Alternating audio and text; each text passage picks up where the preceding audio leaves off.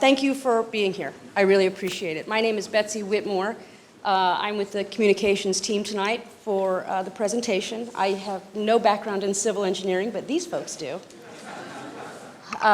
So we're going to do a presentation that'll be 5 or 7 minutes or so. And then after that, we're going to break up and then so that folks can find your residence or area of interest, and we have folks here from the design firms that are here to answer questions.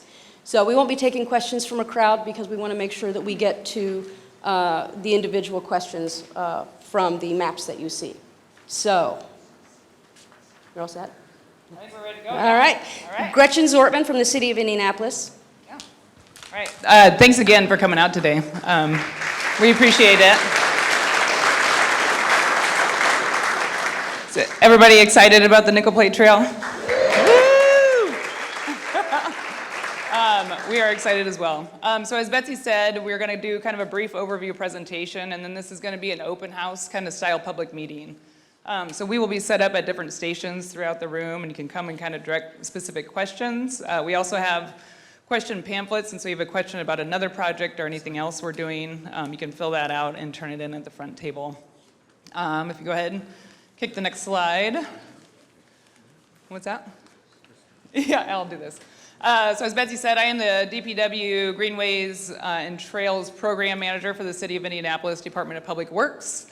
We are very excited about all of the trails that we are doing in the next 5 years, the partnerships that we've been able to get through private funding, grants like the Next Level Trails grant that we got $5 million for this one, and a lot of other exciting stuff. We have our chief engineer with us here tonight as well. He's going to help us answer some questions. John, I know you didn't want me to introduce you, but so he'll be out here in the crowd. Say hi, say welcome to DPW. Betsy is going to serve as our public information officer because Lane took a trip to New York City for his first time. He's having a good time. And so we have BF&S Engineering, who are award-winning trail designers throughout the state of Indiana. I would like to say that. So Doug Valmore is our main project manager for BF&S, and then we have some additional team members here with us today. So John Spiedel over there taking a picture of us right now. He can address any questions, and then we have Alan Hammersley in the back, in the very back. Say hi, Alan. And then what else do we have? And then supporting consultants. And so we have some additional team members that are here with us. Eagle Ridge Design, Brock Ridgway is here with us as well, in the back over there. Yeah, in context, they gave us some pretty boards, and then they said goodbye. You can kick to the next slide a little bit. So Doug's going to kind of give you an overview of the project, kind of what we're looking to do here in the city of Indianapolis and Marion County. And I will interject as we kind of go along. We also have some huge supporters that were pivotal in both getting this together, helping us with the grant documentation, doing fundraising efforts for us, and really getting the word out. So Benford Redevelopment and Growth Area, otherwise known as BRAG. We have the president here, and I would like to see if Kevin can come up and say a few words for BRAG. Or I can come to you. There you are. I keep looking for you in the crowd. Yeah, same. Thank you, BRAG.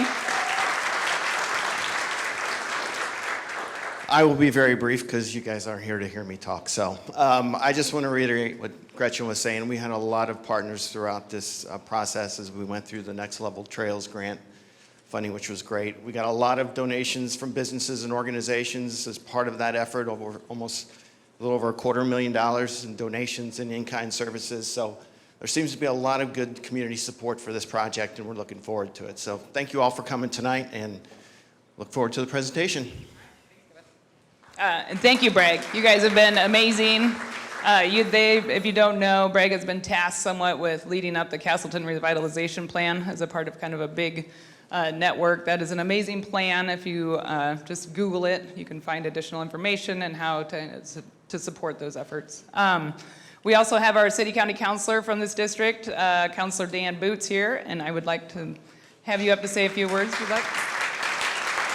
Don't touch the bottom of it. All right. Thanks, Gretchen, and thanks everybody for coming out. This has been a labor of love for a long time, and I appreciate everyone's support. I especially want to thank Bragg and current president, Kevin Seneger, and also Karen Kraya, who's in the back, who deserves a lot of attention as well. Also, they've done a lot of work. Gretchen had mentioned the Castleton Revitalization Plan. It was a 14, 15-month study that was completed in March of 2020. And it was really the impetus that kicked off the nickel plate as being the catalytic change to the Castleton area and through this entire district that we viewed as the #1 economic development objective for the next 5 to 8 years. So if you haven't seen this, I encourage you to read it. It's not always easy to find online, and it's quite voluminous, and it might crash your home computer. So if you want to drop me a line, I can make sure I get one to you.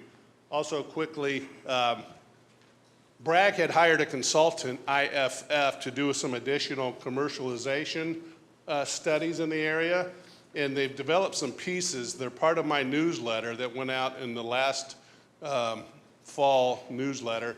And anyway, it is aspirational pieces on economic data on the crossing nodes that we're focusing on right now, 82nd Street, 71st Street, and 62nd Street.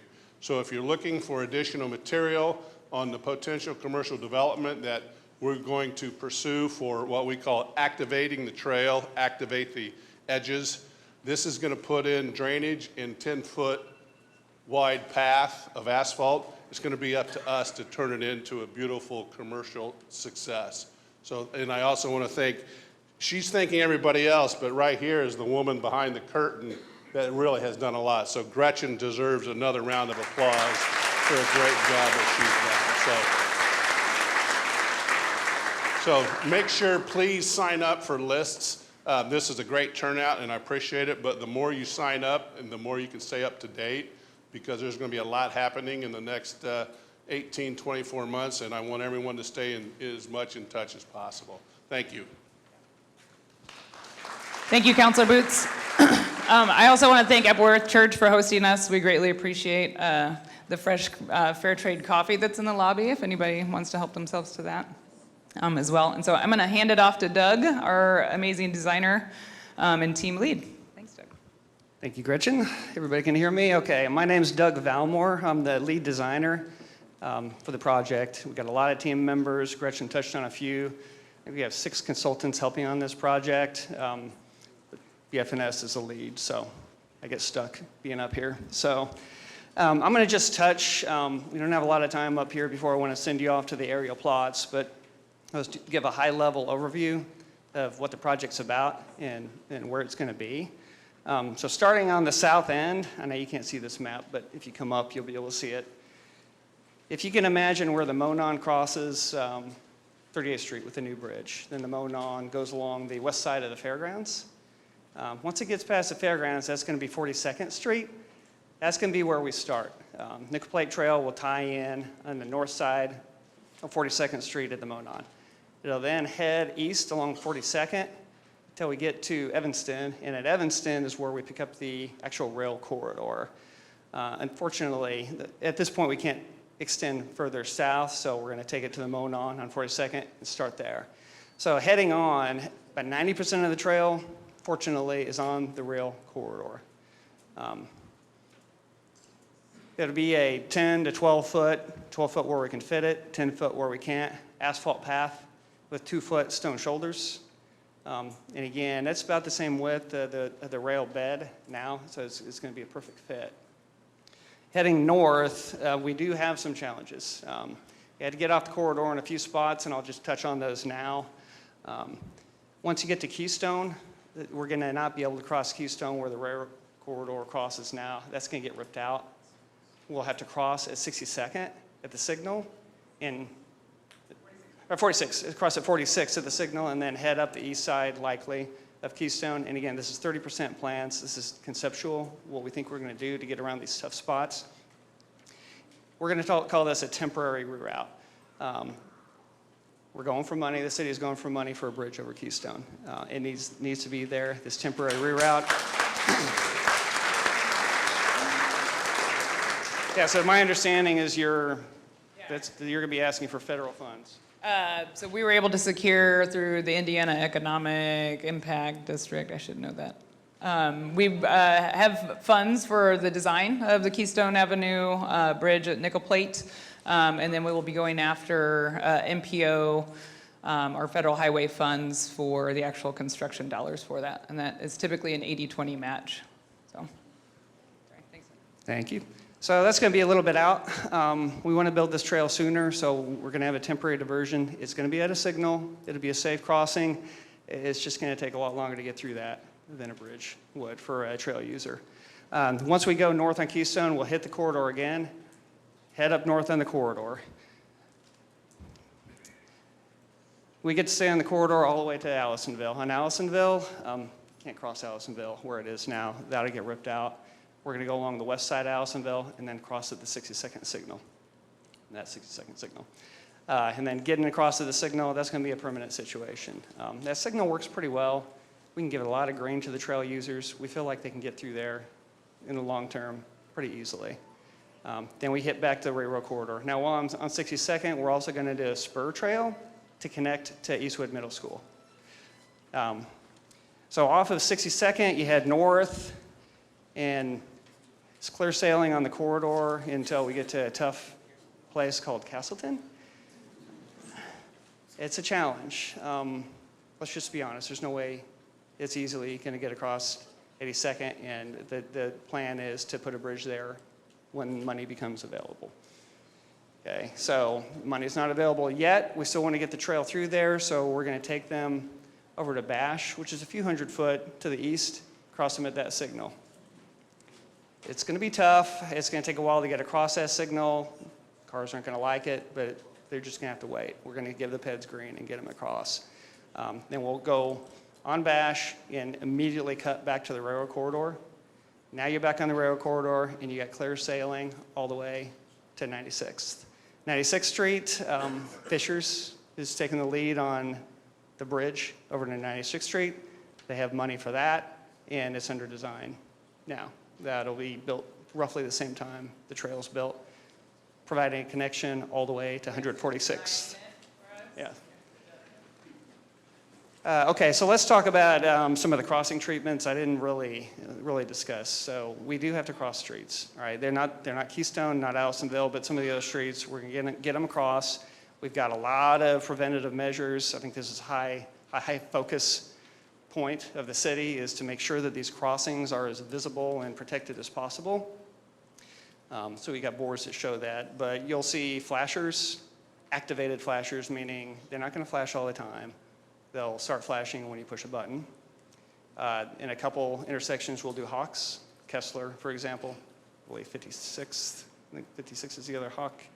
A hawk is where it's a signal and you press the button and it stops traffic. They get the red and they got to wait.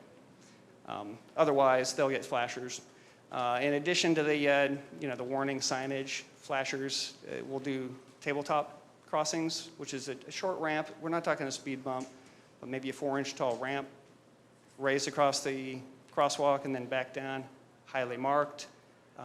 It's pretty effective at slowing traffic down without wrecking your car. And in addition to that, there will be advanced warning signage. So let's talk about design. We're currently designing.